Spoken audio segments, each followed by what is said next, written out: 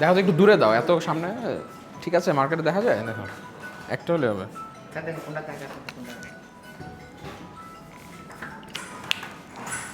এটা মনে হয় ঠিক আছে, হ্যাঁ এটা ঠিক আছে।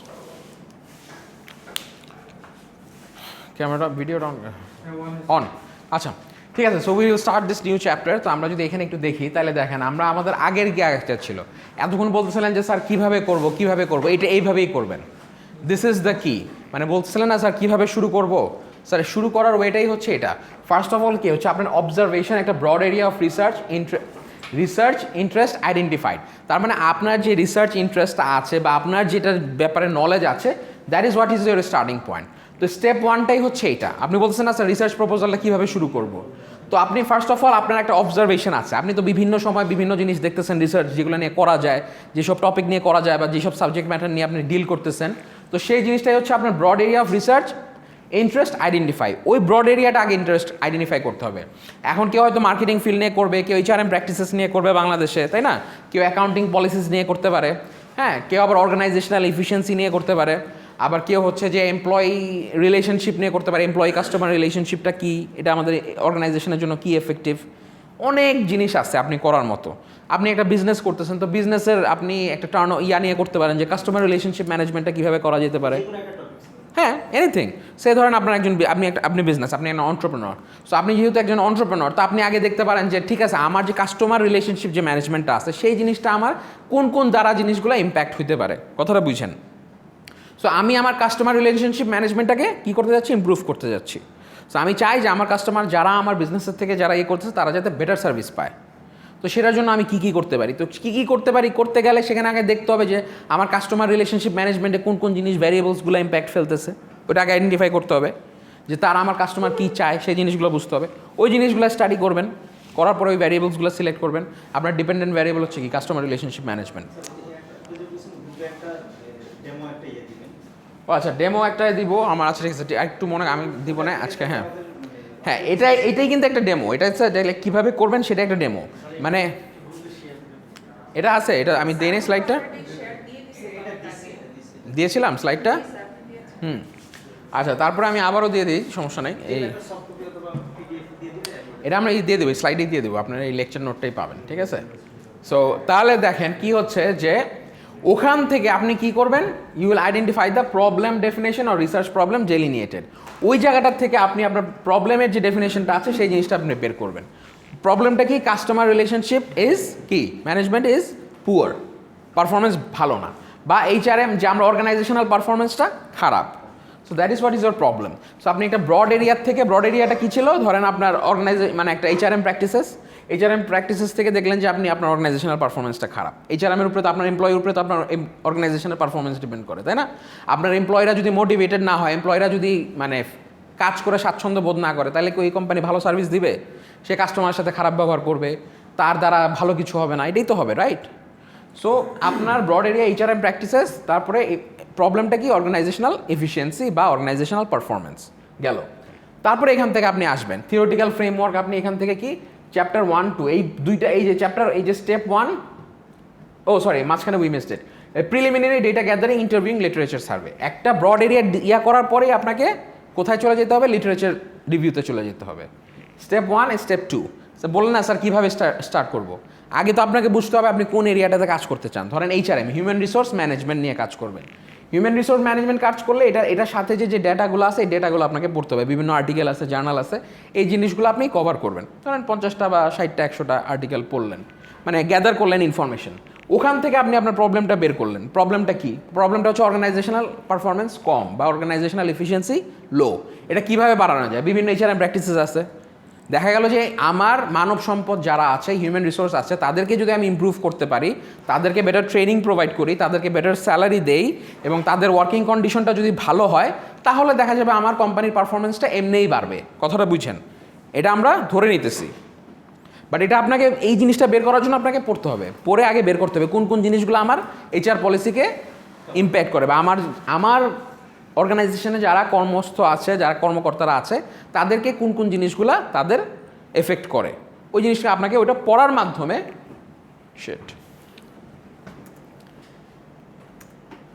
পড়ার মাধ্যমে জিনিসটা আপনাকে বের করে নিয়ে আসতে হবে, বুঝতে পারছেন?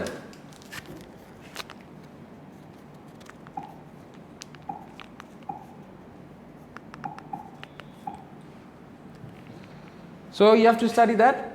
এই জিনিসটা আপনি পড়ার মাধ্যমে বের করে নিয়ে আসলেন। বের করা হচ্ছে আপনার থিওরিটিক্যাল ফ্রেমওয়ার্ক। থিওরিটিক্যাল ফ্রেমওয়ার্ক ওই যে আমরা যেটা পড়েছি, dependent variable, independent variable. Dependent variable আমরা কি পড়েছি? তাহলে আমরা ধরে নিব অর্গানাইজেশনাল পারফরমেন্স। ইন্ডিপেন্ডেন্ট ভ্যারিয়েবলস কি আছে? ইন্ডিপেন্ডেন্ট ভ্যারিয়েবলস আমার কি পে স্কেল আছে, ওয়ার্কিং কন্ডিশনস আছে, ট্রেনিং থাকতে পারে, ঠিক কি না? আর এর মধ্যে মডারেটর কি হইতে পারে? মডারেটর কি হইতে পারে? আমার এইচআর পলিসি হতে পারে। এইচআর পলিসিটা আমার টপ ম্যানেজমেন্ট থেকে আমার এইচআর পলিসিটা তারা কীভাবে ইমপ্লিমেন্ট করতেছে। এখন আপনি চাইলেই তো পে স্কেল বাড়াই দিতে পারবেন। আপনার টপ ম্যানেজমেন্ট যদি সাপোর্ট না করে, আপনার বোর্ড অফ ডিরেক্টরস যদি অ্যাপ্রুভ না করে, আপনি পে বাড়াইতে পারবেন? ওয়ার্কিং কন্ডিশন ইমপ্রুভ করতে পারবেন? পারবেন না। কিন্তু এই জিনিসগুলো কোথা থেকে আসতে হবে? আপনার এইচআর যে পলিসি, আপনার কর্পোরেট লেভেলে হেডের থেকে যে এইচআর পলিসিটা থাকবে সেখান থেকে আসতে হবে। So that will be your moderator, তাই না? সেই জিনিসটা আপনাকে মডারেট করতেছে। সো এখানে আবার কিছু কন্ডিশনস থাকতে পারে যে মানে এখানে মেডিয়েটর কি হইতে পারে?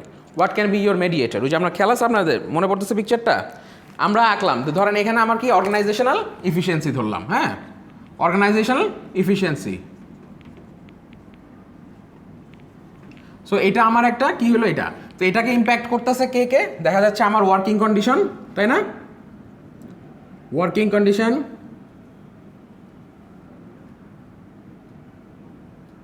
পে স্কেল, কেমন আমাকে পে করা হইতেছে, ঠিক কিনা? তারপরে আর কি হইতে পারে? আরেকটা জানি কি ধরলাম আমরা, ওয়ার্কিং কন্ডিশনস, পে স্কেলস,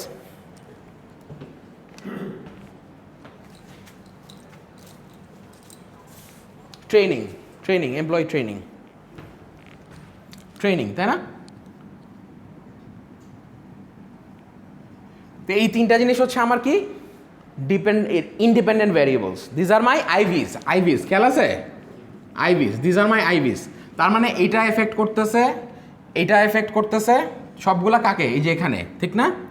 এটা এফেক্ট করতেছে এখানে, এটা হচ্ছে আমার ডিপেন্ডেন্ট ভ্যারিয়েবল, বুঝতে পারছেন? এখন এই জিনিসগুলাকে আবার একটা ব্যাপার আছে এখানে, কারা মডারেট করতেছে আলটিমেটলি? এই তিনোটাকে। ধরেন এই যে এভাবে দিই, এভাবে আঁকলে তাহলে বুঝতে পারবেন। এই তিনটা জিনিসই এফেক্ট করতেছে কাকে?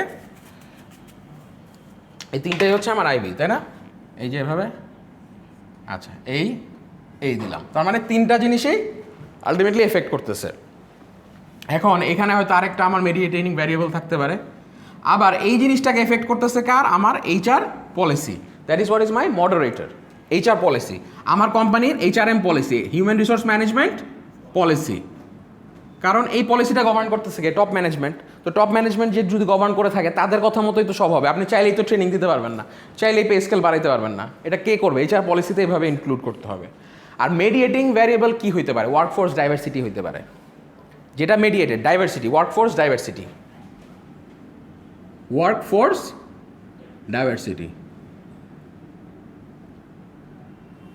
তার মানে এখানে বোঝা গেল যে এইটা হচ্ছে আমার, এটা মডারেটর, আর এটা হচ্ছে আমার মেডিয়েটিং ভ্যারিয়েবল, তাই না?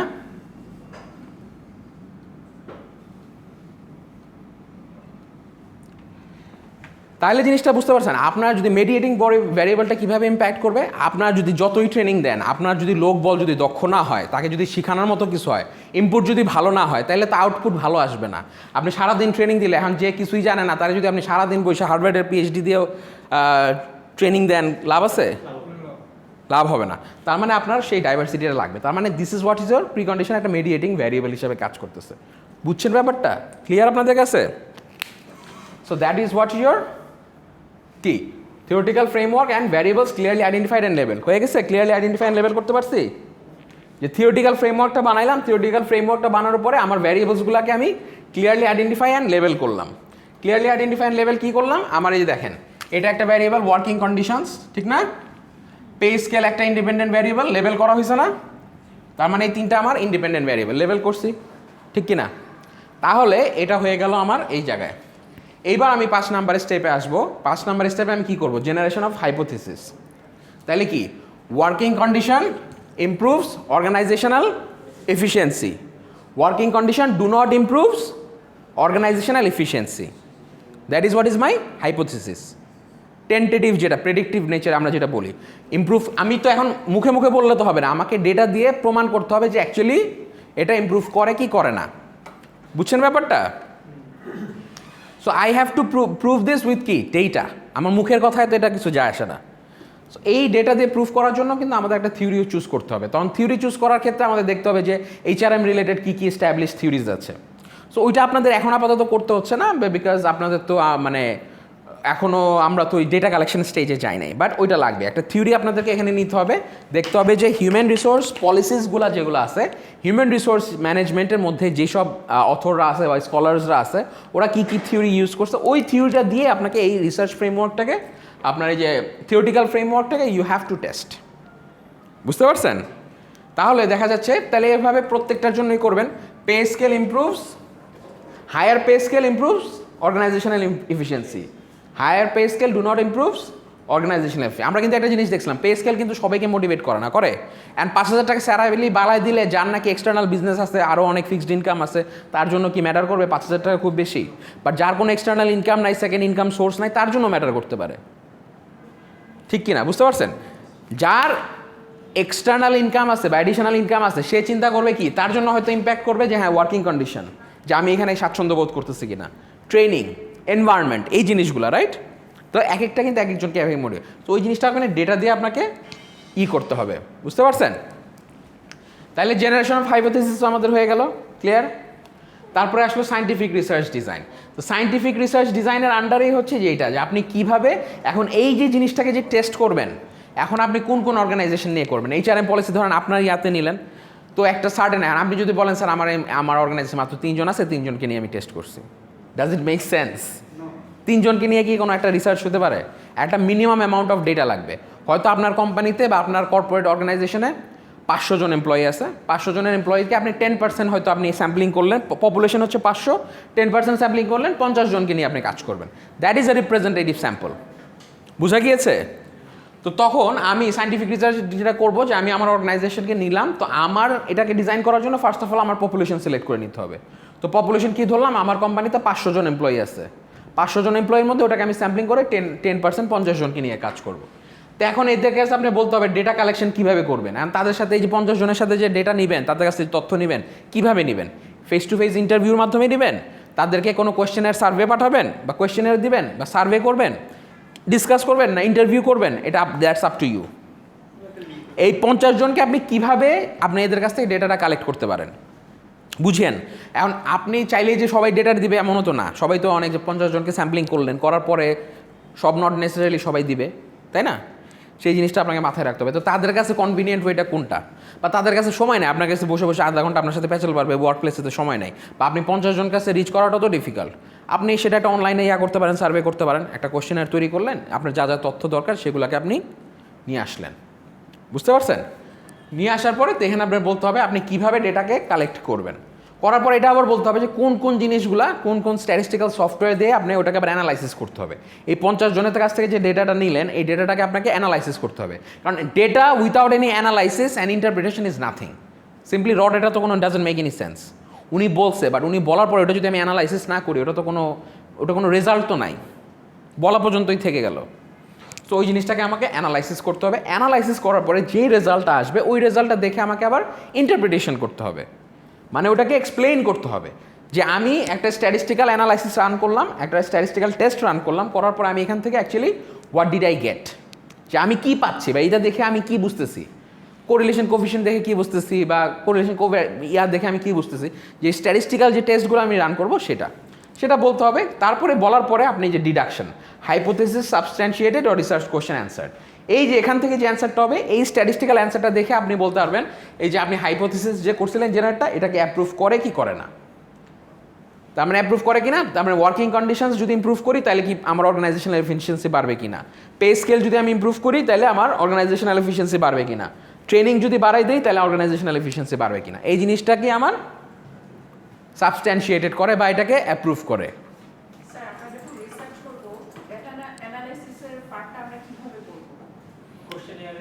ওই যে রেজাল্ট থেকে আপনি যেটা নেবেন, তারপরে ওইটা অনুযায়ী আপনার যে স্ট্যাটিস্টিক্যাল সফটওয়্যার থাকবে, ওইটা আবার মেজারমেন্ট আছে, আমি দেখাবো এই জিনিসটা আরও কীভাবে করবেন। এটা অনেক ব্রড ব্যাপার, আপনি এক কথায় এটা অ্যান্সার করা সম্ভব না যে আমি কীভাবে করবো, কীভাবে করবেন এগুলো, এইটাই আমি আপনাকে জানাবো, আসতেছি। Let me give me some time, এটার পরে এটা আসতেছে, ঠিক আছে? তো এখানে আপনার সাবস্ট্যান্সিয়েটেড হইল কি না, ইফ ইট ইজ হ্যাঁ অ্যান্সার যদি করে ফেলে, হাইপোথিসিসে যে কোশ্চেনটা করছিলাম সেটা যদি অ্যান্সার আমি পেয়ে যাই, if it's yes, report writing, then do report presentation, and finally managerial decision making. বুঝতে পারছেন? ইফ ইট ইজ ইয়েস, আপনাদের হচ্ছে এইটা ম্যানেজারিয়াল ডিসিশন মেকিং তো আপনাদের করতে হবে না, আপনারা জাস্ট খালি এই পর্যন্ত 7 পর্যন্ত হচ্ছে আপনাদের কাজ। কারণ আপনারা তো আর হাইপোথিসিস সাবস্ট্যান্সিয়েটেড হচ্ছে কি হচ্ছে না সেটা তো আপনারা করবেন না, কারণ আপনারা তো ডেটা কালেক্ট করতেছেন না, আপনারা জাস্ট খালি যাচ্ছেন এই যে এই পর্যন্ত, প্রপোজাল পর্যন্ত। প্রপোজাল হচ্ছে এটা ডেটা, হ্যাঁ ডেটা অ্যানালাইসিস আপনি করবেন, আপনি বলবেন আমি কিভাবে করবো ডেটা অ্যানালাইসিস, আপনি অ্যাকচুয়ালি করবেন না, কিন্তু আপনি বলবেন আমি এইভাবে এইভাবে এইভাবে করবো। বুঝছেন? একটা আছে স্যাম্পল ডেটা না, আপনি তো দিবেন যে আমি ফার্স্ট আপনি কী কী দেখবো, আমি দেখবো যে আপনি কতজন পপুলেশন চুজ করছেন, ওখান থেকে আপনি স্যাম্পলিং কীভাবে করছেন, এখান থেকে আপনি কোন কোন টেস্টগুলো রান করবেন, এই টেস্টগুলো রান করলে কি আদৌ সাফিসিয়েন্ট হবে কিনা, কারণ ওই একদিনে 1 মাসে, হ্যাঁ রেজাল্ট তো দরকার নাই, আপনি তো এখন রেজাল্ট দরকার নাই, আপনি তো রিসার্চ যখন ডিরেক্টলি করতে যাবেন তখন, আপনি তো 1 মাসে তো রিসার্চ করতে পারবেন, এত ইজি না তো, আপনি ডেটা কালেকশন করতে করতে তো 1-2 মাস 3 মাস চলে যাবে, এত সহজ। আমরা পিএইচডি করতেছি 4 বছর 5 বছর লাগায়, আপনি মনে করতেছেন 1 মাসে আপনি ডেটা কালেকশন করে রিসার্চ করে ফেলবেন? হ্যাঁ, আপনারা হচ্ছে কিভাবে ডেটা রিসার্চটা করা যায় সেটার প্রপোজাল দিবেন। বিএ করার মধ্যে আর বিএ প্রপোজাল দেওয়ার মধ্যে তো ডিফারেন্স আছে, বিএ করতে গেলে কী কী লাগে তখন অনেক কিছু করতে হয় কিন্তু, তাই না? আর প্রপোজাল যখন দেন তখন তো জাস্ট হয়তো আপনার বাবা মা মুরব্বী নিয়ে একটা প্রপোজাল দিলেন যে অমুকে বিয়ে করতে চাই, আপনি এখন ওই প্রপোজাল বলতে আছেন, বিয়ে করবেন না এখনও। বুঝতে পারছেন? বিয়ে করতে হলে তো আপনার অনুষ্ঠান করতে হবে, অনেক কিছু দিতে হবে, শপিং করতে হবে, হ্যাঁ সময় লাগবে, তাই না? ওইটাই আর কি। তো বুঝা গেছে? তা আপনাদের কাজ হচ্ছে এটা।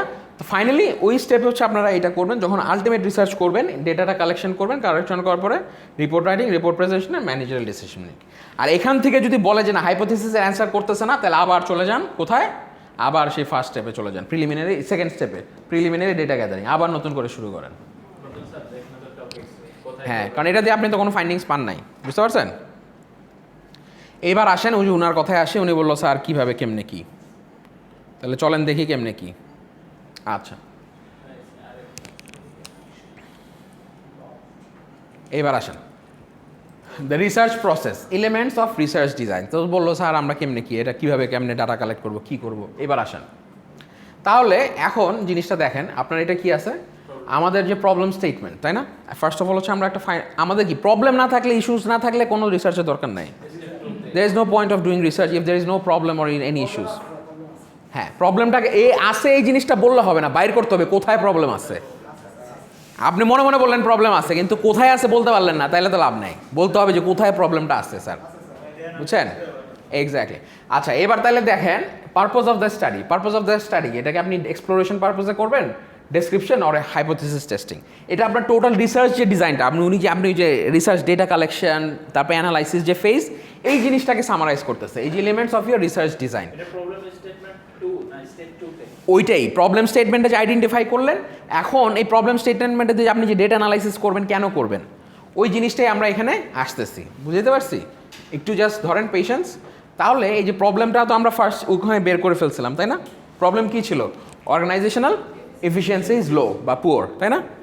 এখন এই প্রবলেম স্টেটমেন্টটার থেকে আমাদের অর্গানাইজেশনাল এফিসিয়েন্সি কী বললাম, যে আমরা অনেক লো বা পুয়ার, মানে খারাপ অবস্থায় আছে, অর্গানাইজেশনাল এফিসিয়েন্সি ভালো না, স্যাটিসফ্যাক্টরি না। তাহলে প্রবলেম স্টেটমেন্ট আমার এখানে দাঁড়ায় গেল। দাঁড়ানোর পরে এখন আমি এই যে প্রবলেম স্টেটমেন্টটা নিয়ে কাজ করব, কী কারণে কাজ করব? আমি এক্সপ্লোরেটিভ পারপোজে করতে পারি, যে এক্সপ্লোর করে দেখতে পারি যে কেন, কী সমস্যা, কী হয়েছে। আরেকটা হচ্ছে ডেসক্রিপটিভ। এক্সপ্লোর করা মানে ঘুরে দেখা, যে মানে কী হয়েছে, হয়তো কী হইতে পারে, ওই জিনিসটা আনুষাঙ্গিক জিনিসগুলা অবজারভেশন টাইপের। হ্যাঁ, এক্সপ্লোর করা জিনিসটাকে ইয়ে করা। আর ডেসক্রিপটিভটা হচ্ছে যে কেন, ওয়াই জিনিসটাকে ডেসক্রিপশন অ্যান্সার করা। ডেসক্রিপটিভ এটা এটার কারণে, এটা এটার কারণে, এটা এটার কারণে, এরকম একটা। আরেকটা হতে পারে আপনার হাইপোথিসিস টেস্টিংয়ের জন্য। তো 3টা পারপোজ হইতে পারে পারপোসেস, একটা হচ্ছে এক্সপ্লোর করা, আরেকটা হচ্ছে ডেসক্রিপটিভ করা, আরেকটা হচ্ছে আপনার হাইপোথিসিস টেস্টিং। আচ্ছা, তাই বলে এইবার টাইপস অফ ইনভেস্টিগেশন দেখেন। Purpose of the study clear, types of ইনভেস্টিগেশনে কি বলতেছে, establishing causal relationships that is correlations and group differences which is আর র্যাঙ্কস। তাহলে তিনটা জিনিস, একটা কজাল রিলেশনশিপ হইতে পারে। কজাল রিলেশনশিপ কি, working conditions improves, better working condition improves organisational efficiency, ঠিক না? আমি যেখানে বলছিলাম এখানে যদি এসিটা অফ করে দেয়, লাইট কম থাকে, মাল্টিমিডিয়া না থাকে, এখন যে আপনি ক্লাস করে মজা পাইতেছেন, আপনি ক্লাস করে মজা পাবেন বা ওই ফিলটা আসবে, আমার আসবে, আপনারও আসবে না, কারোই আসবে না, ঠিক কি না? তো ওয়ার্কিং কন্ডিশন, তার মানে এটা একটা কজাল রিলেশনশিপ, একটার কারণে আরেকটা এফেক্ট হচ্ছে, কজিং, একজনের জন্য আরেকজন কি এফেক্টেড হচ্ছে। So that is my causal relationship for this that.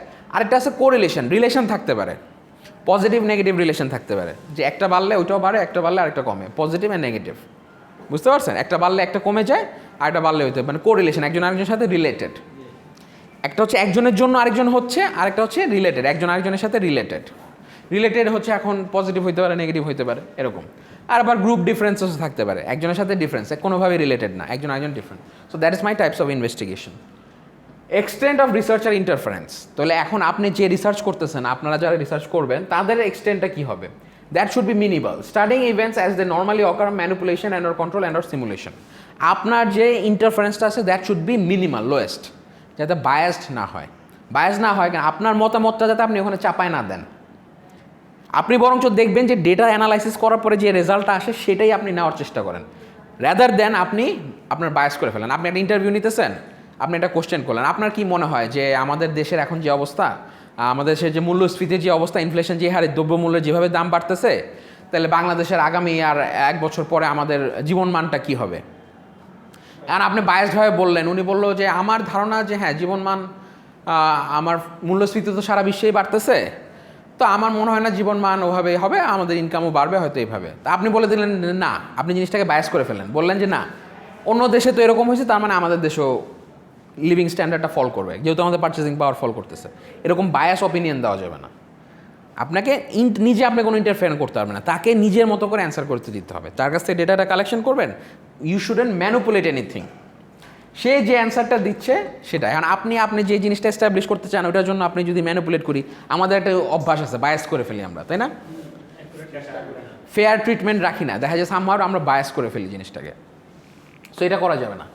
Study হচ্ছে যে আপনার কন্ট্রিবিউট হইতে পারে, নন কন্ট্রিবিউট, ঠিক আছে? এখন হচ্ছে যে আপনি কন্ট্রিবিউট করতে পারেন অর নন কন্ট্রিবিউট সেটিং, মানে একটা হচ্ছে যে মানে একটা সার্টেন একটা নিয়ে করলেন, আবার অনেক সময় পরিবেশটা দেখা যায় আপনি অনেক বড় ওয়াইড নিয়ে করলেন, বুঝতে পারছেন? অ্যান্ড ডিপেন্ডস অন ইউ যে আপনি কোন সেটিংয়ে করবেন। তাহলে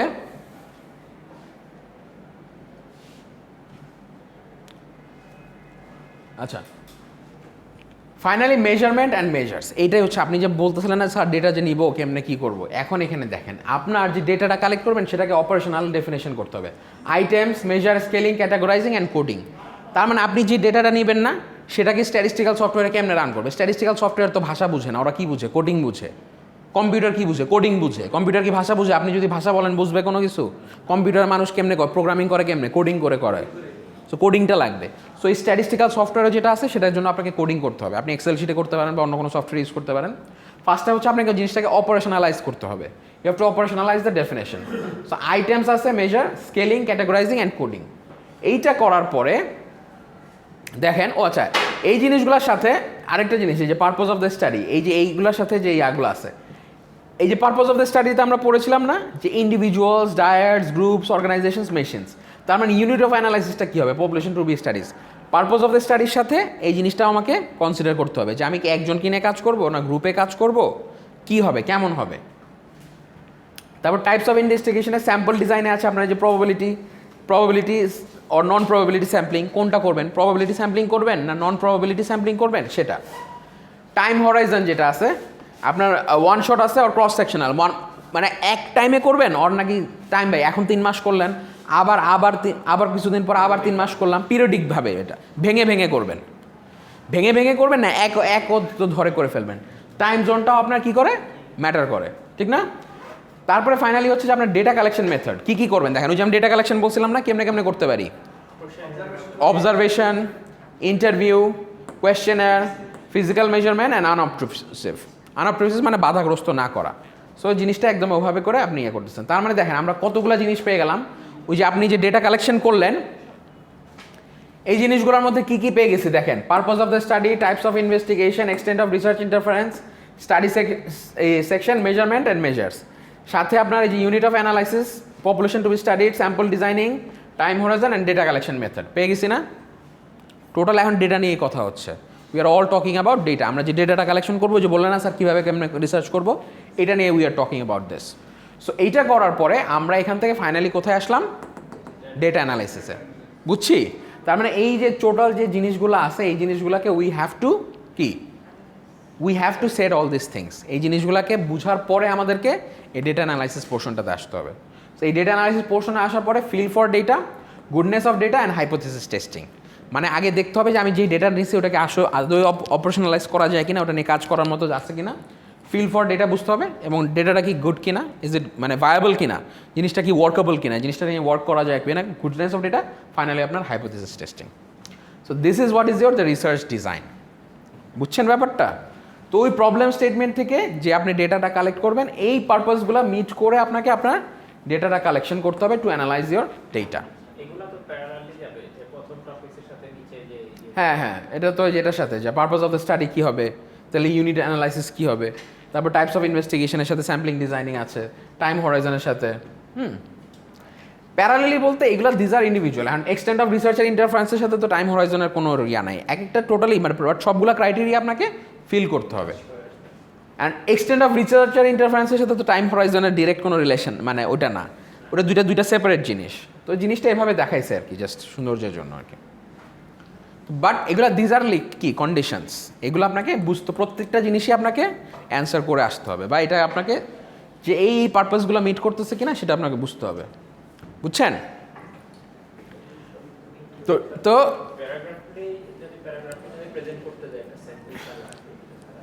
কোনটা প্যারাগ্রাফ? আচ্ছা ওটা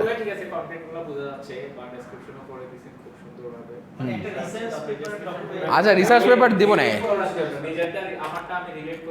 থাউজেন্ডস অফ রিসার্চ পেপার আছে, জাস্ট যে রিসার্চ প্রপোজাল দিয়ে সার্চ দেন এখনই দিলে আসবে। ঠিক আছে, আমি দিব না আপনাকে কয়েকটা, দিব না, আমার খেয়াল ছিল না, আমি দিব না। এবার আসেন যে মেজারমেন্ট অফ ভ্যারিয়েবলস। তাহলে মেজারমেন্ট অফ ভ্যারিয়েবলস, এই যে এখন এই যে মেজারমেন্টগুলো আমরা কীভাবে করবো, এই যে মেজারমেন্ট অ্যান্ড মেজার্স, ঠিক আছে, ডেটা কালেকশন মেথডে ওই যে আপনি আসলেন না যে স্যার কেমনে কালেকশন করবো, এটা এইভাবে। এখন দেখেন এই যে মেজারমেন্ট অফ ভ্যারিয়েবলসগুলো কীভাবে হতে পারে, দেখেন measurement of variables, operational definition, dimensions and elements of concepts what an operational definition is not. তাহলে এবার দেখেন কি বলতেছে, measurement of variables যেটা বলতেছে যে easily measured variables using appropriate measuring instruments. তাহলে কিছু কিছু আছে আপনি ইজিলি মেজার করা যায়, আবার কিছু জিনিস ইজিলি মেজার করা যায় না, যেরকম blood pressure, pulse rates, body temperature, height or weight, এই জিনিসগুলো কি ইজিলি মেজার করা যায়, তাই না? ঠিক কি না? বাট পিপলস সাবজেক্টিভ ফিলিংস, আপনার অ্যাটিটিউড, পারসেপশন, এই জিনিসগুলো কি ইজিলি মেজার করা যায়? আপনি এখন কি ফিল করতেছেন, কতটুকুন ভালো ফিল করতেছেন, কতটুকুন খারাপ ফিল করতেছেন, এই জিনিসটাকে আমি ডিরেক্টলি মেজার করতে পারবো? ডিফিকাল্ট। বাট আপনার হাইট, ওয়েট, এগুলো মেজার করা যাবে, আপনার ব্লাড প্রেশার কত আছে সেটা মেজার করা যাবে। কিন্তু আপনি এখন কি ফিল করতেছেন, কেমন ফিল করতেছেন, আপনার ফিলিংসটা কি মেজার করা যাবে? যায়, হ্যাঁ। তো ওই এটাও মেজার করা যাবে, but there R some other wedge, ঠিক আছে? তো আমরা ওইটাই দেখবো যে reduce the abstract notions or concept such as motivation, involvement, satisfaction, buyer behaviour and the like to observable behaviour and characteristics. তো এই যে মোটিভেশন বলেন, ইনভলভমেন্ট বলেন, স্যাটিসফ্যাকশন বলেন, এটা তো মেজার করা এক একজনের এক এক রকম, তাই না? সো আমি তো ডিরেক্টলি এটা মেজার পারতেছি না।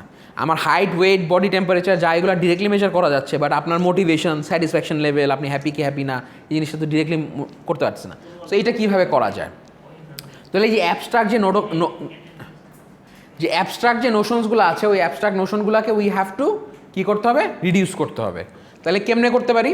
তাহলে দেখেন কি বললো, যে reduction of abstract concepts to render them measurable in a tangible way is called operationalizing the concepts. তাহলে আপনাকে যেটা বলতেছে reduction of abstract concepts, abstract মানে কি? জিনিসটা মানে টোটালি কিন্তু একদম ডিরেক্টেড না, জিনিসটা অ্যাবস্ট্রাক্টলি একটা সামারি আকারে হয়তো আছে, হ্যাঁ। সো এই অ্যাবস্ট্রাক্ট কনসেপ্টটাকে আপনাকে মেজারেবল নিয়ে আসতে হবে, কি একটা ট্যাঞ্জিবল ফর্মে নিয়ে আসতে হবে। Way is called operationalizing the concepts. So আপনার যে স্যাটিসফ্যাকশন লেভেলটা, সেটা কি একটা অ্যাবস্ট্রাক্ট ভ্যালু, যে আমি স্যাটিসফাইড স্যার, কেমন হাইলি স্যাটিসফাইড, তারপরে মানে highly satisfied or satisfied or least satisfied, কোন স্যাটিসফাইড আপনি? অ্যান্ড এর মধ্যে আরও কথা, তাহলে জিনিসটা কি অ্যাবস্ট্রাক্ট হয়ে গেল। তো এই জিনিসটাকে আমাকে কি করতে হবে, এই জিনিসটাকে আমাকে একটা ট্যাঞ্জিবল ওয়েতে অপারেশনালাইজ করতে হবে। তার মানে এই যে দেখেন পরেরটাই আসতেছে, মেজারমেন্টে বলছে the assignment of numbers or other symbols to the characteristics of objects according to a pre specified set of rules. তার মানে মেজারমেন্ট আপনি কী করবেন, একটা নাম্বার যখন অ্যাসাইড করবেন or symbol of characteristics of objects দিবেন according to a pre specified set of rules. এইবার আসেন দেখেন, আমি এখন বললাম যে আপনি স্যাটিসফাইড, সে সাপোজ স্যাটিসফাইড, এখন আপনি বলবেন যে আপনি স্ট্রংলি ডিসএগ্রি করেন, অ্যাগ্রি করেন অর স্ট্রংলি অ্যাগ্রি করেন। অ্যান্ড প্রত্যেকটার জন্য আমি কিন্তু একটা নাম্বার দিয়ে দিলাম, দেখেন জিনিসটার জন্য আমি নাম্বার দিয়ে দিলাম। তার মানে আপনি স্ট্রংলি অ্যাগ্রির মধ্যে আপনার কাছে দুইটা নাম্বার আছে, 9 and 10। তার মানে আপনি যদি 10 হয়, তার মানে এর চেয়ে বেশি আর স্যাটিসফাইড আপনি হইতে পারেন, আপনার জীবনে যা ছিল আপনি সব পেয়ে গেছেন, ঠিক আছে কথা। তার মানে এই যে অপারেশনালাইজ, তার মানে আমি যখন আপনাকে দিব, তাহলে আপনার স্যাটিসফ্যাকশন লেভেলটা মেজার করার জন্য আমি বললাম যে ইউ আর স্যাটিসফাইড। স্যাটিসফাইডের এই স্টেটমেন্টটাকে আপনি কীভাবে, তাহলে এই জিনিসটা কী ছিল, অ্যাবস্ট্রাক্ট আইডিয়া ছিল, এই জিনিসটাকে আমি অপারেশনালাইজ কীভাবে করতে পারি, এইভাবে সে আমি স্ট্রংলি ডিসঅ্যাগ্রি করতেছি না, আমি একদমই স্যাটিসফাইড না, ডিসঅ্যাগ্রি করলাম মোটামুটি মোরলেস, অ্যাগ্রি করলাম আর সামহাউ স্ট্রংলি অ্যাগ্রি করলাম। আবার নিউট্রাল চাইলে আপনি মাঝে নিউট্রালও বসায় দিতে পারেন। বুঝছেন কীভাবে অপারেশনালাইজ করতে হবে? তাহলে যে pursues innovative opportunities to provide new services. ও আবার এখানেও আছে নট এনাফ ইনফো, নিউট্রাল যেটা নট এনাফ ইনফো যদি হয়, এখানে যে এটা যে এটাও আছে, এখানে যে ইনফো নাই, আমি এখান থেকে বুঝতে পারতেছি না আমি স্যাটিসফাইড কি স্যাটিসফাইড না। বুঝছেন? তো এই জিনিসটা তো ক্লিয়ার, রাইট? এইবার আসেন ক্যারেক্টারিস্টিক্স অফ অবজেক্টস। তো ক্যারেক্টারিস্টিক্স অফ অবজেক্টস বললে include persons, strategic business units, companies, countries, kitchen appliances, restaurants, shampoo, yogurt and so on. So characteristics of objects কি? So দেখেন এই যে মানে অবজেক্টস কি হতে পারে, অবজেক্টস তো অনেক কিছু হতে পারে, মানুষ হতে পারে, স্ট্র্যাটেজিক বিজনেস ইউনিট হতে পারে, কোম্পানিজ হতে পারে, কান্ট্রিজ হতে পারে, কিচেন, অনেক কিছু। অবজেক্ট তো যে কোনো কিছু, যেটা একটা চেয়ার হতে পারে, একটা টেবিল হতে পারে, যে কোনো ক্যান বি অ্যান অবজেক্ট। আর ক্যারেক্টারিস্টিক্স অফ অবজেক্টস কি আছে দেখেন, achievement, motivation, organisational effectiveness, shopping enjoyment, length, weight, service, quality and taste. So ওগুলার আবার কিছু কিন্তু ক্যারেক্টারিস্টিক্সও থাকে। সো এখন আপনি যদি পার্সনকে আপনি অবজেক্টিভ ধরে নেন, পার্সনকে আপনি কী ধরলেন, অবজেক্ট ধরে নিলেন, তো তার ক্যারেক্টারিস্টিক্স কী থাকবে, তার মধ্যে অ্যাচিভমেন্ট, মোটিভেশন থাকতে পারে, তাই না? তার মধ্যে অর্গানাইজেশনাল ইফেক্টিভনেস থাকতে পারে, এই জিনিসগুলো এরকম আর কি। সো অবজেক্টের আবার একটা ক্যারেক্টারিস্টিক্স থাকে, ওই ক্যারেক্টারিস্টিক্সগুলোকে আপনাকে ভাগ করে নিতে হবে। সো আপনি কি এমপ্লয় ধরলেন, তো এমপ্লয়ের কী হবে, এমপ্লয়ের একটা অ্যাচিভমেন্ট, মোটিভেশন থাকবে, এমপ্লয়ের অর্গানাইজেশনাল এফেক্টিভনেস থাকবে, ঠিক কিনা? তো দুইটা জিনিস। তো ওই অবজেক্টের আবার ক্যারেক্টারিস্টিক্সগুলো আমি ভাগ করে নিলাম। হ্যাঁ, ডাটাগুলোকে অপারেশনালাইজ করার জন্য। এখন ধরেন আমি আপনার নিলাম, আপনার ওই যে হিউম্যান রিসোর্স পলিসি, আমি এখন কী করতেছি, অর্গানাইজেশনাল এফিসিয়েন্সি। তাহলে এখন আমি ধরেন এই যে ওয়ার্কিং কন্ডিশন, এগুলো হয়তো অপারেশনালাইজ করা যায়, বাট আমি স্যাটিসফ্যাকশন লেভেলটা যখন ধরবো, তো স্যাটিসফ্যাকশন লেভেল ধরার জন্য মানে আপনার এমপ্লয়ি স্যাটিসফ্যাকশনের জন্য তখন আমি কিভাবে জিনিসটা বের করব। তো অবজেক্ট কে, আমার অবজেক্ট তো এমপ্লয়ির স্যাটিসফ্যাকশন, তাই না? তো ওই এমপ্লয়ি অবজেক্ট তাহলে এখানে কে দাঁড়াচ্ছে, তখন হবে এমপ্লয়ের কী অ্যাচিভমেন্ট, মোটিভেশন, স্যাটিসফ্যাকশন, এইগুলো হচ্ছে আমার ক্যারেক্টারিস্টিক্স। ওই ক্যারেক্টারিস্টিক্সগুলোকে আবার তখন ভাঙতে হবে আর কি। বুঝতে পারছেন? জিনিসগুলোকে আমরা ব্রেকডাউন করতেছি, ভেঙে অপারেশনালাইজ করতেছি, নাম্বারিং দিয়ে, যে আমরা বুঝতে পারি যে কে কোনটা দিল না দিল। আর নাহলে তো অ্যাবস্ট্রাক্ট ফর্মে থাকলে তো এটা বোঝা সম্ভব না। এবার আসেন,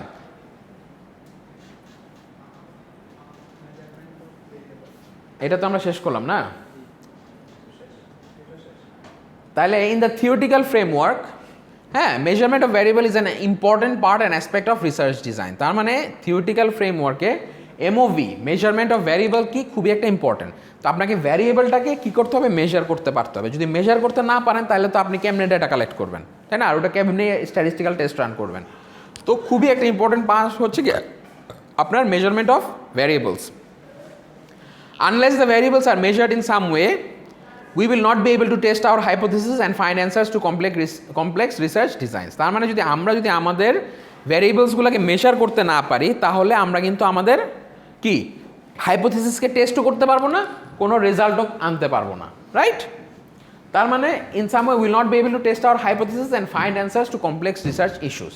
তার মানে আমরা যেই পারপাসে রিসার্চটা করতে চাচ্ছি, যদি আমাদের ডেটাকে মানে ভ্যারিয়েবলটাকে মেজার করতে না পারি, will not be able to find any answers. তাহলে দেখেন টু টাইপস অফ ভ্যারিয়েবলস আছে, হ্যাঁ, মেজারমেন্ট অফ ভ্যারিয়েবলসের মধ্যে টু টাইপস অফ ভ্যারিয়েবলস, একটা হচ্ছে objective nature, could be measured, ঠিক আছে, ওটা মেজার করা যেতে পারে অবজেক্টিভেরটা, আর সাবজেক্টিভ নেচারে হচ্ছে hard to B measured. Objective জিনিসগুলো ইজিলি মেজার করা যায়, মানুষ, হাইট, ওয়েট, এই জিনিসগুলো অবজেক্টিভ, বাট সাবজেক্টিভ যেটা এটা ইজিলি মেজার করা যায় না, আপনার ফিলিংস, আপনার ইমোশনস, হ্যাঁ, আপনার স্যাটিসফ্যাকশন লেভেল, এইসব। Objects that can be physically measured, the length and width of an office table, the office floor area, the demographic characteristics of the employees, যেটা আমি বললাম, আপনার এজ, ইনকাম, এগুলো তো সবই মেজার করা যায়, আপনার length, width, height, floor area সবই পারবেন, এগুলো হচ্ছে অবজেক্টিভ। আর সাবজেক্টিভগুলো হচ্ছে the demographic characteristics of the employees, যেরকম দেখেন ডেমোগ্রাফিক ক্যারেক্টারিস্টিক্স। তাহলে এখানে যদি আমরা দেখি কি বললো যে ফার্স্টে ইয়াটাতে, how long have you been working in this organization, এটা আপনি ডিরেক্টলি অ্যান্সার করতে পারবেন না, আপনি কতদিন ধরে এই অর্গানাইজেশনে কাজ করতেছেন, ইজি অ্যান্সার করা, ডিফিকাল্ট কিছু, ইজিলি অ্যান্সার করতে পারলাম। What is your job title, বলতে পারবো না, senior manager, manager, executive, senior executive, easily. What is your marriage status, married, unmarried, the number of your children, 2 ছেলে মেয়ে, 3 ছেলে মেয়ে, এরকম। আচ্ছা, তারপরে যেরকম দ্য অ্যাবসেন্স অফ এমপ্লয়িজ, কতদিন অ্যাবসেন্ট ছিলেন সেটা আমরা বলতে পারবো, the number of products produced সেটাও বলতে পারবো, রাইট, এগুলো বলা ডিরেক্ট অ্যান্সার করা যায়। কিন্তু objects that can be measured physically, the perceptions of individuals, আপনার পারসেপশন, আপনি এখন কী চিন্তা করতেছেন সেটা আমি কেমনে মেজার করবো, ইজি করাটা। আমি আপনাকে জিজ্ঞেস করলাম আপনার ছেলে মেয়ে কজন, আপনি বলতে পারবেন না, পারবেন, কিন্তু আপনি জিজ্ঞেস করলাম আপনি কী ফিল করতেছেন বলেন তো, আপনি ডিরেক্টলি বলতে পারবেন, পারবেন না, কিন্তু ডিরেক্টলি অ্যান্সার নাই কোনো। তারপরে extent of authority given to the individual, একজনকে অথরিটি দেওয়া হয়েছে, সে কতটুকু ওই অথরিটিটা প্র্যাকটিস করতে পারবে সেটাও কিন্তু বোঝার ব্যাপার আছে। এক্স্যাক্টলি কিন্তু একদম বলে লেখে হাতে কলমে কি লিখা দেয় একদম এইটা করতে পারবেন, ওটা করতে পারবেন, এটা করতে পারবেন, এত কিন্তু বলা থাকে না, একটা এক্সটেন্ট দিয়ে দেয়। How the supervisor treats the workers, promotional opportunities, the degree of understanding, একজনের সাথে আরেকজনের আন্ডারস্ট্যান্ডিংটা কেমন হবে সেটা কি কাজ না করা পর্যন্ত বোঝা যায়, যে আপনার সাথে আমার আন্ডারস্ট্যান্ডিংটা কেমন হবে, আপনার সাথে আমার সম্পর্কটা কেমন হবে, ভালো হবে না খারাপ হবে, তাই না, বোঝাপড়াটা কেমন হবে, সেই জিনিসটা তো ই করা লাগে। তো দিজ আর লাইক সাবজেক্টিভ। তারপরে বলতেছে যে technique to measure this variables reduce the abstract notion. Abstract notion কি, theoretical view to observable behaviour and characteristics, মানে থিওরিটিক্যাল যে ভিউটা আছে, যে অ্যাবস্ট্রাক্ট যে নোশনটা আছে সেটাকে আমাদের রিডিউস করতে হবে, মানে ভেগ রাখা যাবে না জিনিসটাকে, কি নাম্বারসের মধ্যে একদম ভেঙে ভেঙে কংক্রিট একটা কিছু নিয়ে আসতে হবে, অ্যাবস্ট্রাক্ট রাখা যাবে না। For instance the concept of thirst is abstract, আমার পিপাসা লাগছে, আপনি তৃষ্ণার্থ, তৃষ্ণার্থর কনসেপ্টটা কি অ্যাবস্ট্রাক্ট, কি অনেক বেশি তৃষ্ণার্থ না অল্প তৃষ্ণার্থ, এন এটা আমি কীভাবে বুঝতে পারি, এখন বুঝার একটা ওয়ে কেমনে হইতে পারে, আপনি বললেন আমি তৃষ্ণার্থ, এটা বোঝা যাবে যে আপনি কয় লিটার পানি খাইলেন, কতটুকু পানি খাইলেন, আপনি যখন 8 গ্লাস পানি খেয়ে ফেলেন তার মানে বোঝা যাবে আপনি প্রচুর তৃষ্ণার্থ ছিলেন, আপনি যদি 1 গ্লাস পানি খান তার মানে বোঝা যাবে আপনি তেমন একটা তৃষ্ণার্থ ছিলেন না। সেটাই বলছে, we expect A thirsty person to drink water, তাই না, স্বাভাবিক, একজন তৃষ্ণার্থ ব্যক্তি পানি খাবে, এটাই স্বাভাবিক। We determine the thirst levels by measuring the quantity of water that a person drinks, মানে কতটুকুন পানি আপনি খেলেন সেটার উপরে আমি মেজার করতে পারবো যে অ্যাকচুয়ালি আপনি কতটুকুন তৃষ্ণার্থ ছিলেন। বোঝা গিয়েছে ব্যাপারটা? কেউ তো বলতে পারে না স্যার আমি 1 লিটার পানি সমান তৃষ্ণার্থ ছিলাম, এটা তো কি বলা যায়? এটা আপনি খাওয়ার উপরে আপনাকে আমি একটা নাম্বারিং করব যে আপনি কতটুকুন পানি খেলেন।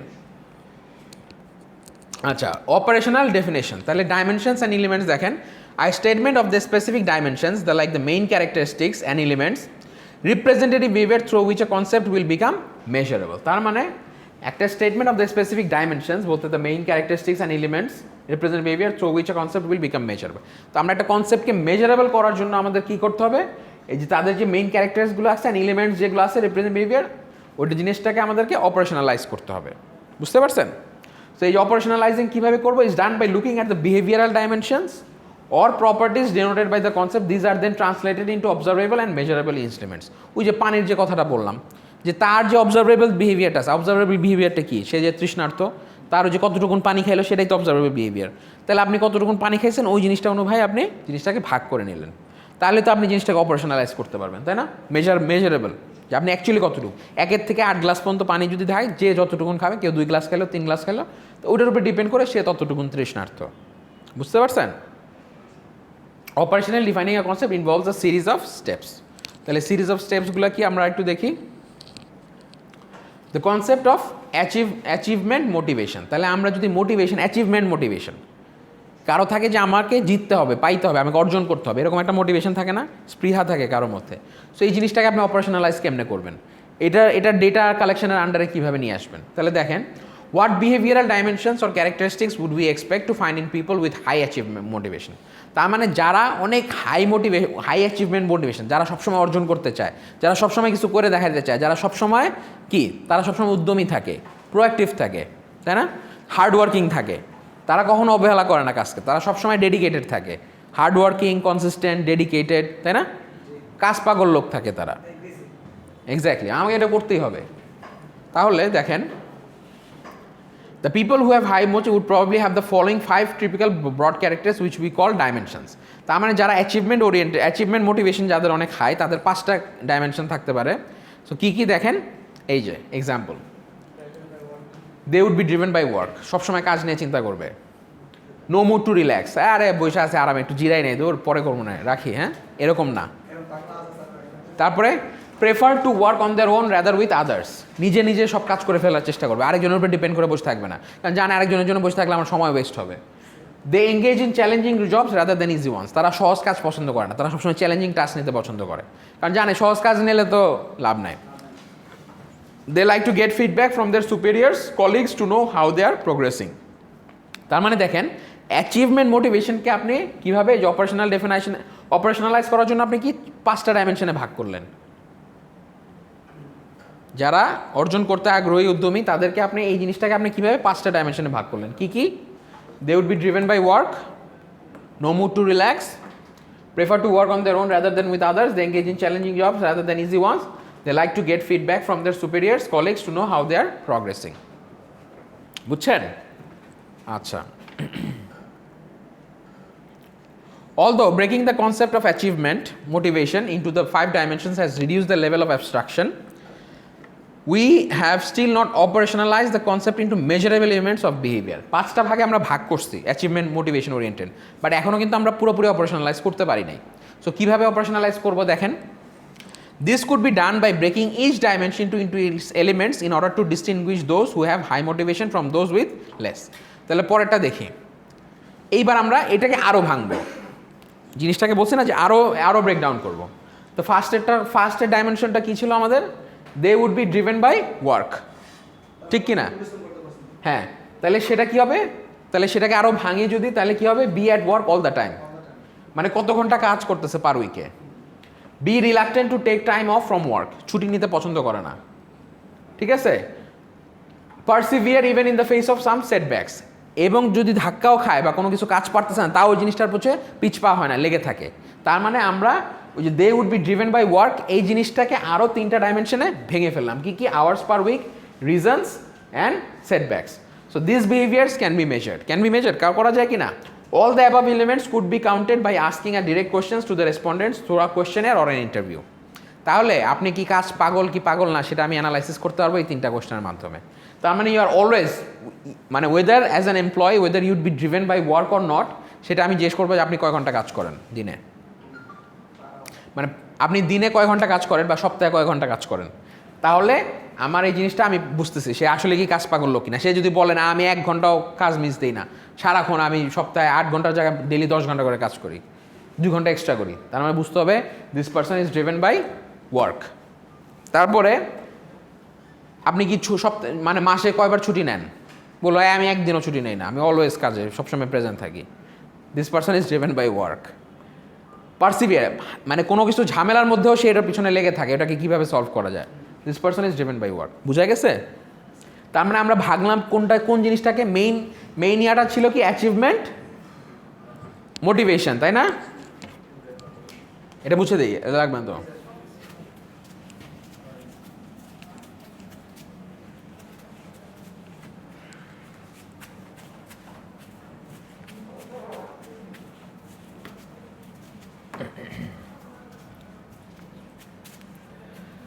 তার মানে আমার মেইন ইয়া ছিল কি? অ্যাচিভমেন্ট মোটিভেশন, তাই না? Achievement motivation.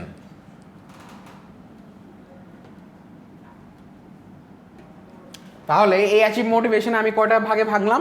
5টা ভাগে ভাগলাম, তাই না? 5 স্টেপসে ভাগলাম না? 2, 3, 4 5, আবার প্রথমটাকে ভাঙতেছি কয় স্টেপে, 3 স্টেপসে। বুঝতে পারছেন? তার মানে এই 5টা ভাগ আবার 5টা ভাগের প্রত্যেকটা আবার ভাগ আছে। তার মানে এইভাবে আমি কিন্তু আমার ওই অ্যাচিভমেন্ট, আলটিমেট জিনিসটা কি, আমার অ্যাচিভমেন্ট মোটিভেশন। তার মানে এই প্রথম স্টেপটা কি, they would be driven by work. এই ড্রিভেন বাই ওয়ার্কটা হচ্ছে আবার এই 3টা দ্বারা ভাঙছি। তার মানে এই যে অ্যান্সার্সগুলো আমি পাবো, এই অ্যান্সার্সগুলো আলটিমেটলি কোথায় যে দাঁড়াবে, এই অ্যাচিভমেন্ট মোটিভেশনকে মেজার করবে, হিট করতেছে, অপারেশনালাইজ করতেছে। বুঝছেন ব্যাপারটা কীভাবে করা যায়? ক্লিয়ার সবাই? তাহলে পরেরটা দেখেন, নো মুড টু রিল্যাক্স। ওই যে আমরা দেখছিলাম 2 নাম্বার যে ইয়াটা ছিল। তাহলে নো মুড রিল্যাক্সকে আবার যদি ভাঙি, তাহলে দেখেন, the degree of unwillingness to relax can be measured by asking such questions as how often do you think about work while you are away from the work place.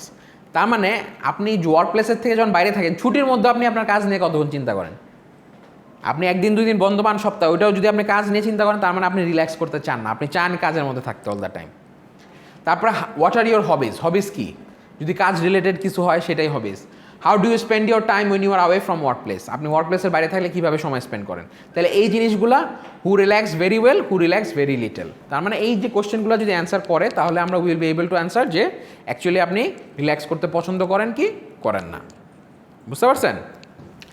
ঠিক সেমভাবে, একইভাবে বাকি যে আরও 3টা ইয়ে আছে, prefer to work on their own rather than with others, এগুলো আপনার অ্যান্সার করবে। তারপর আপনার they engage in challenging jobs rather than easy, যেরকম they don't like routine jobs, they like to take moderate rather than overwhelming challenges.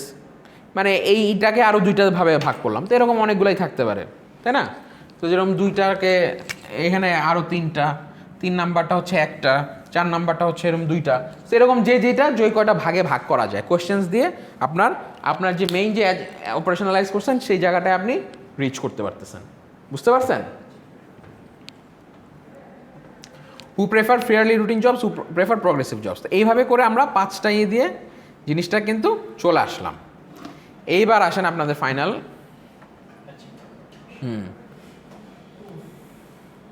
কি tired হয়ে গেছেন?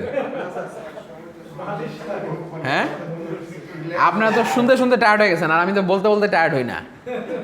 এইবার আসেন, এটা হচ্ছে সামারি। এবার হ্যাঁ, এই যে আমরা যে এটা দেখাইলাম, এটারই সামারি। বুঝতে পারছেন? তাহলে সামারিটা দেখেন। আচ্ছা, টেনশন হয়ে গেছে?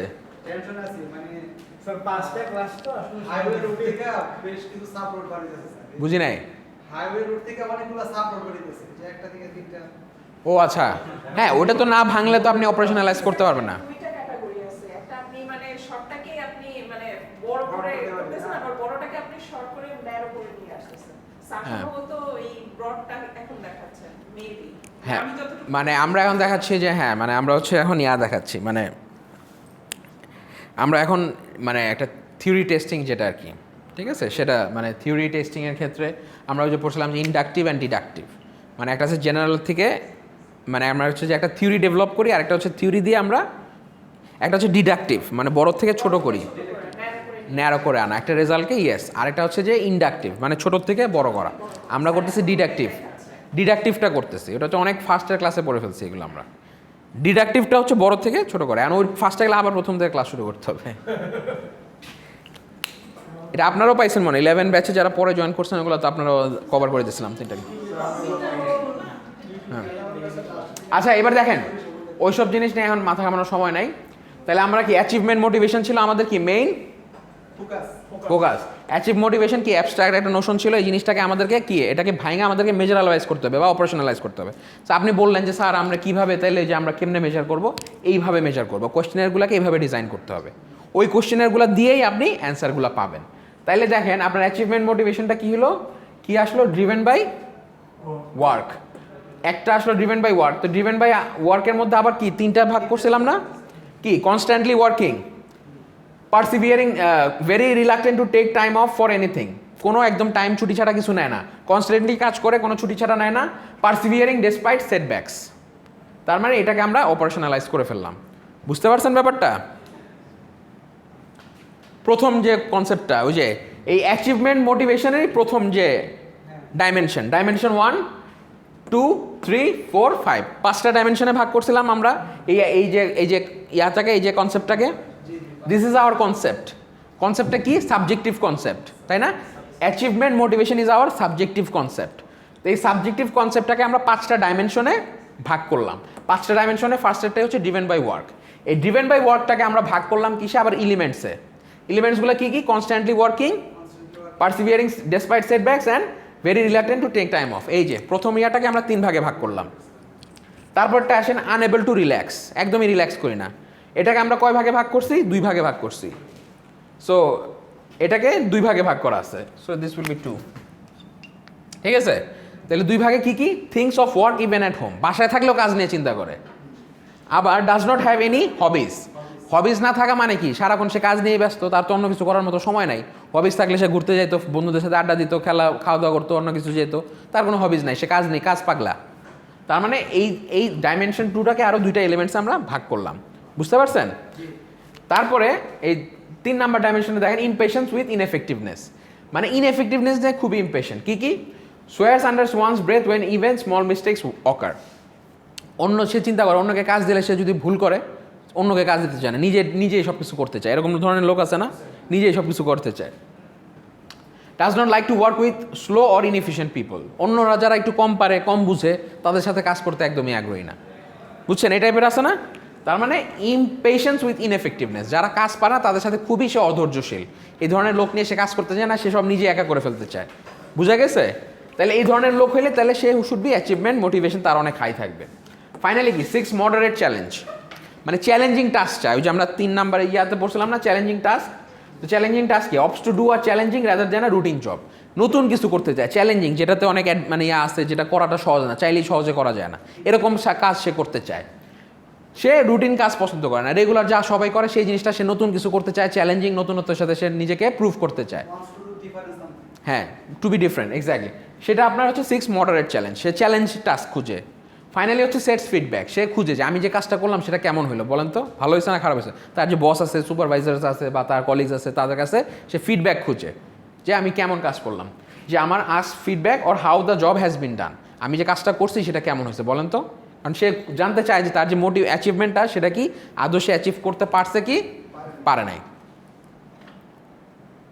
ফাইনালি হচ্ছে আপনার is impatient for immediate feedback. She always they tries to look for feedbacks. বুঝতে পারছেন? এইবার তাহলে বুঝতে পারছেন যে প্রত্যেকটা জিনিসকে আপনাকে এভাবে অপারেশনালাইজ করতে হবে।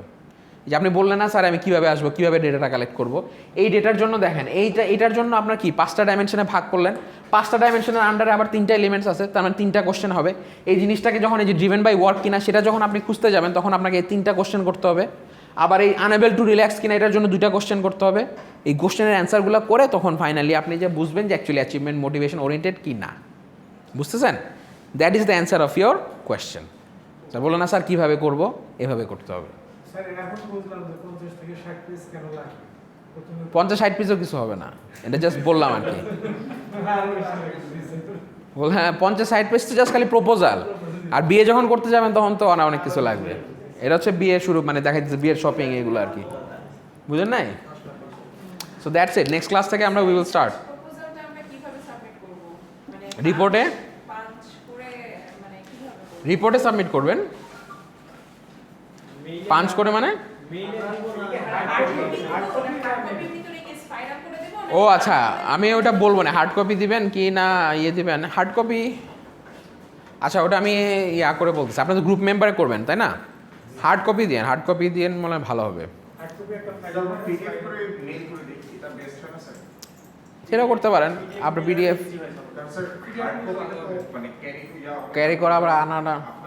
ফর্মাল সাবমিশনগুলো সাধারণত হার্ড কপিতে হয়, কারণ এটা একটা রেকর্ড ইয়া থাকবে। আচ্ছা ঠিক আছে, এতে করেন, সমস্যা নেই, পেপার ওয়েস্ট করে লাভ নেই, খরচ বাড়ায় লাভ নেই, আপনারা ওভাবে করে। কিন্তু হার্ড